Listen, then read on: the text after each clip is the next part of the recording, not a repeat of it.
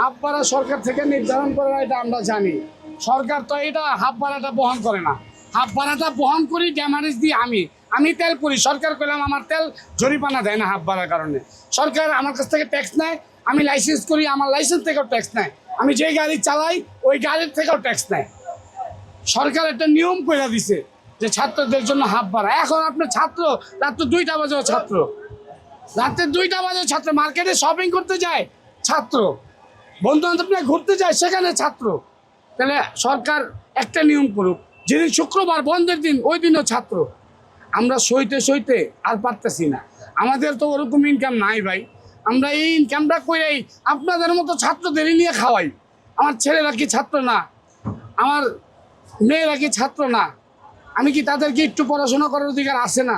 তাহলে আপনারা যদি না দেন আমি কই থেকে পাবো? আমি 20 বছর যাবৎ এই ছাত্রকে আমি হাফ ভাড়া নিয়ে পিঠে করা বহন করা ভার্সিটিতে পৌঁছাইছি, ভার্সিটিতে বাসায় পৌঁছাইছি। এই ছাত্ররা প্রতিষ্ঠিত হয়ে কেউ ব্যবসায়ী হয়েছে, কেউ প্রকৌশলী হয়েছে, কেউ ব্যারিস্টার হয়েছে, কেউ উকিল হয়েছে, কেউ ডাক্তার হয়েছে।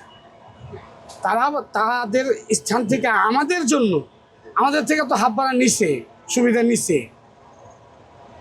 আর তারা যখন প্রতিষ্ঠিত হয়েছে, আমরা শুধু আমি পরিবহন শ্রমিক না, যত নিম্নমানের শ্রমিক আছে সব শ্রমিকই কইলাম প্রতিষ্ঠিত লোকের পিছনে কিছু না কিছু দায় আছে। এই শ্রমিকদের জন্য কি করছে যারা প্রতিষ্ঠিত হয়েছে? তারা প্রতিষ্ঠিত হয়ে হয়তো আমাদেরকে বলছে আমরা ছোট জাত, গরিব, অসহায়, ছোট লোক, এছাড়া আমাদের কিছু দেয় নেই। আর ছাত্রদের প্রতি খুব এই জন্য যে ছাত্ররা মানুষের চলার পথে দুই কথা বাড়তেই পারে, তর্কতর্কি হইতেই পারে। যখন তর্কতর্কি হয় তখন ছাত্ররা যার যার ভার্সিটির সামনে লোকবল ছাত্রদের নিয়ে গাড়ি আটকায় মায়ের ধরে করে আমাদের থেকে জরিমানাও নেয়। তো ওর জন্যই আমার মনে একটু ক্ষোভ যে এই ছাত্রদের আমি বহন করি, এই ছাত্ররাই আবার আমার গায়ে হাত তোলে, আবার আমার থেকে জরিমানা নেয়। তাহলে আমি কাদেরকে টানি, কাদেরকে নিয়ে আমি গাড়িতে চড়াই? আমার তো কোনো লাভ নাই। আজকে যদি এই ছাত্ররাই আমাকে কাঁধে হাত দিয়ে বলতো আপনি আমার বাবা, আপনি আমার চাচা, আপনি এই ভুলটা করছেন, আপনি আর সামনের দিকে করেন না, আমাদের সাথে ভুল করা মানে কি আপনার সন্তানের সাথে ভুল করা, এইভাবে কেউ বলে নাই।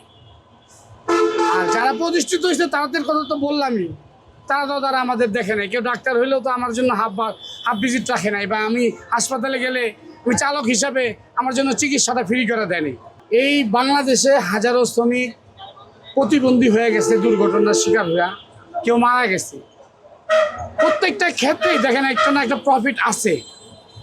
আমরা বললাম এই বাংলাদেশের একটা শিল্প, আমরা খাদ্যদ্রব্য আনা নেওয়া করি, গার্মেন্টসের মাল আনা নেওয়া করি, যত রকমের কাঁচা মাল ফ্যাক্টরির মাল আনা নেওয়া করি, আমরা ড্রাইভাররাই আনা নেওয়া করি। অথচ আমাদের ড্রাইভারদের ভূমিকা অনেক শিল্পস্থানে আছে, কিন্তু আমাদের দেখার মতো কোনো শিল্পস্থান নেই।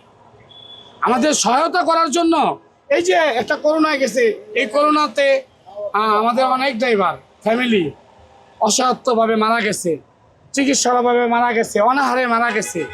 আমাদের ফেডারেশন ইউনিয়ন হয়তো 5 কেজি চাল দিছে, 5 কেজি চাইলে কি 1 বছরের লকডাউন শোধ হয়? তাহলে তার ফ্যামিলিটা কিভাবে চলবে? এতদিন গাড়িগুলো বন্ধ ছিল। হ্যাঁ, আমি কিছুদিন আগে আমার পায়ের গ্যাংরিং হয়েছিল, এই গ্যাংরিংয়ের চিকিৎসা করতে গিয়া আমার এই পাও কাইটা ফেলাই দিত। আমার প্রায় ফ্যামিলি খরচ সহ আমার 7-8 লাখ টাকা গেছে। আমি এগুলা সুদে আনছি, হালত করছি। এখন আমি সুস্থ হয়েছি এই রোজার ঈদে, এখন আমি সুদের টাকাই দিব না আমার সংসারই পালমু, না আমি নিচে ওষুধ চালাম।